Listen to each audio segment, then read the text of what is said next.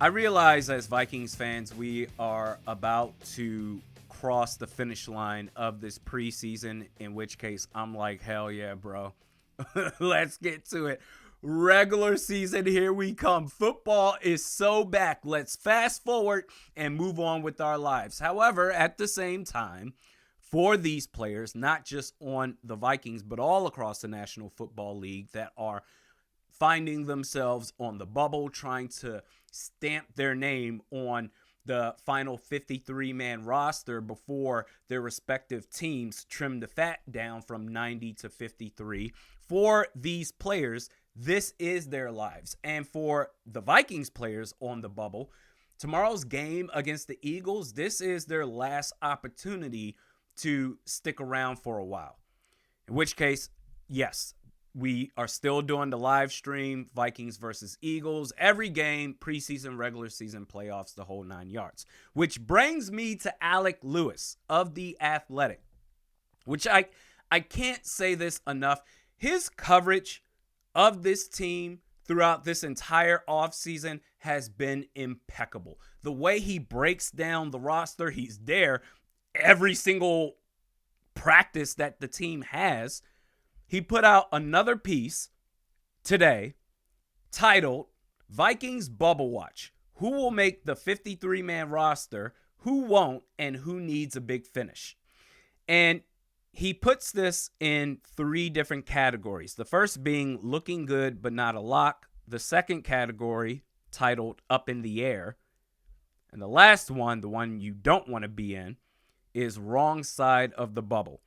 So I'm going to react to his assessment as what he sees currently with this Vikings roster before tomorrow's preseason finale and the players that stick out to me that he mentioned. I'm not going to go over every single player that he marked down. By all means, go look up this piece yourself. He does a fantastic job covering this team. But starting with looking good but not a lock, the players that stick out to me on that list: LDR, Dwight McGlothern, Tristan Jackson, Trent Sherfield, Jay Ward, and Patrick Jones II. LDR, it would be an absolute shock. It would be a travesty if he does not make this roster, quite simply because the interior defensive line for this team as it stands right now is paper mache. It's embarrassing.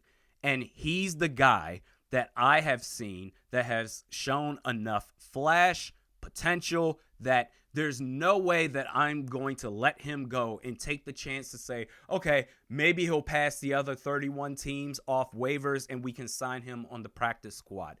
I'm not taking that chance. Dwight McGlothern, the game he had against the Cleveland Browns last week was all I needed to see. The cornerback room is as frail as it can be, even with your starting 3 guys being relatively solid. Stephon Gilmore at this stage in his career, Shaq Griffin, Byron Murphy Jr. as a slot guy only, because what we saw from him as an outside guy against the Vegas Raiders, that was pretty bad. But that's more of a patchwork system that you have at corner.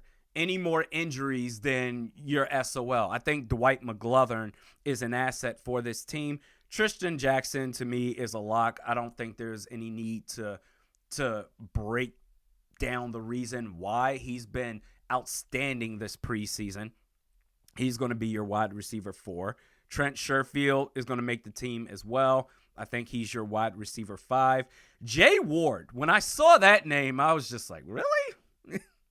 Because watching him this preseason, having to actually cover receivers, it has not been great. But where Lewis mentions as far as the value that Jay Ward brings to this team, he mentions specifically special teams. And considering that Najee Thompson is on IR, he's not going to play the entire year. You need all the help that you can get right there. So, okay, I'm buying that. And Patrick Jones II, I don't think there's any question that he's going to make this final roster. The second category, up in the air, players that stick out to me, and I guess we can do this one by one. Lewis scene. I talked about this yesterday, breaking down how he had a really good game against the Browns and the quote he had saying that, well, a healthy me is a dangerous me, and that's all well and good. I'm not going to go down that road again. I don't think he deserves a roster spot. I don't. I think the jig is up with him. He's had his time, his opportunities, and now we're talking about a former first-round pick has one good preseason game going into his third year. And the only argument I think you can make is the investment that they put into seeing, well, he's a first-round pick. Well, he's not a good player. I'm sorry. Duke Shelley.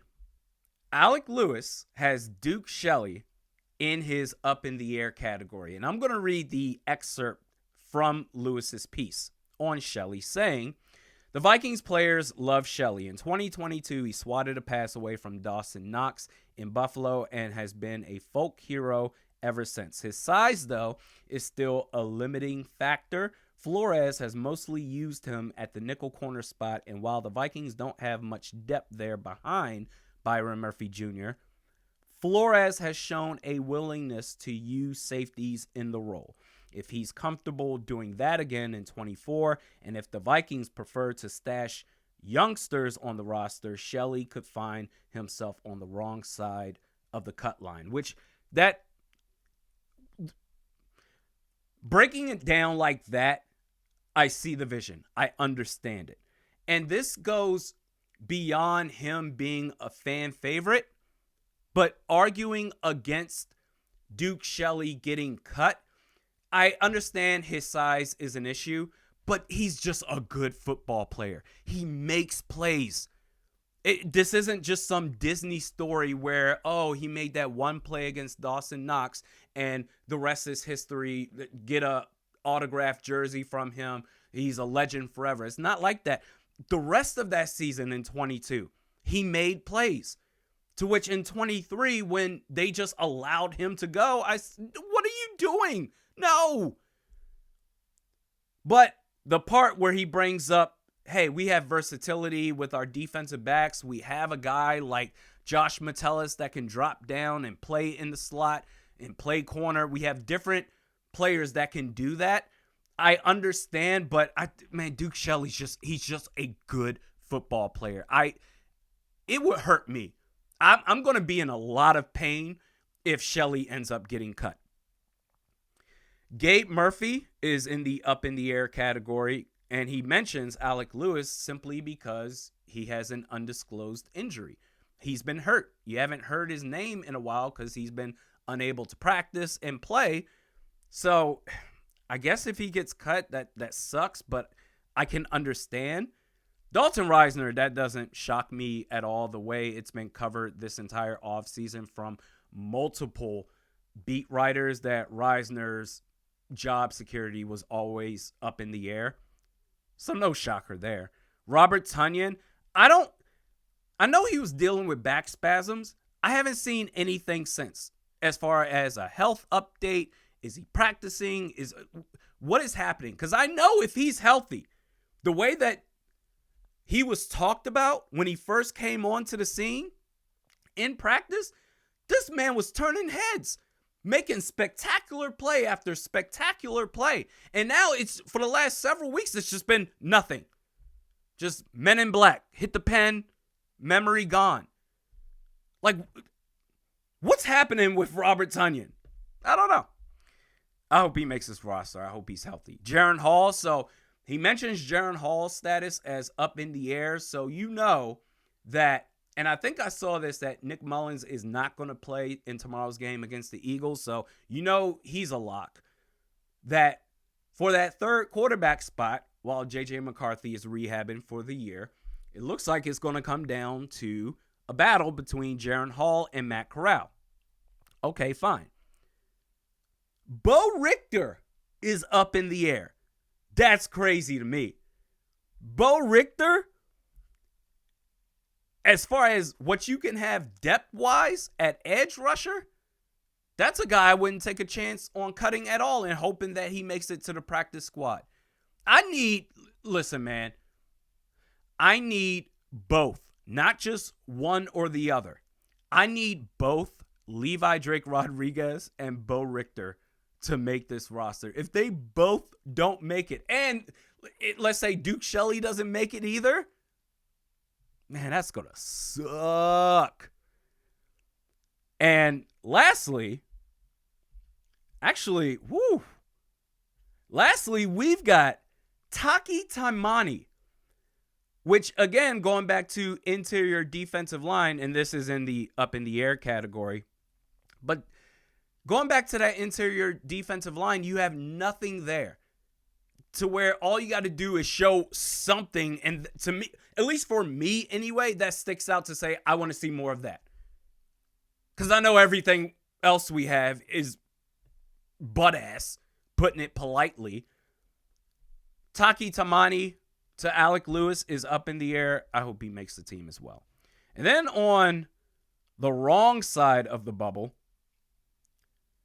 Malik Knowles is there. I thought he would have had a shot to be, if you want to have more receivers than you typically have, let's say you want to go 7, maybe even 8, Malik Knowles would be there, but he's on the wrong side.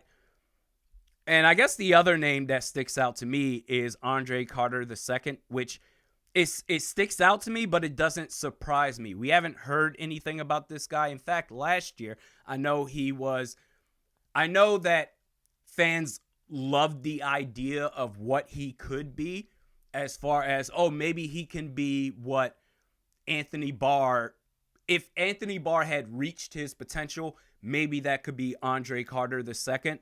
But it just hasn't worked out. I think I could tell when they got him last year that he was a bit raw in his technique, relied on his athleticism to get past blockers. But in terms of hand chop movement and splitting around spins, all of that stuff that you need as far as a tool bag as an edge rusher, it just wasn't there at the time. Apparently, it's not there now. So that is my reaction to Alec Lewis's assessment of the roster as it stands right now, heading into the final preseason game against Philadelphia. Live stream, watch party tomorrow. We're going to start that. I'm so happy that it's starting earlier. The first 2 games were at 4 and 4:25 Eastern. Tomorrow's game is at 1 o'clock, baby. Hell yeah. So we're going to start that bad boy. Not even probably. Let me give you an exact time. 12:30 Eastern, which means 11:30 Central for all the folks in Minnesota. We'll see you then.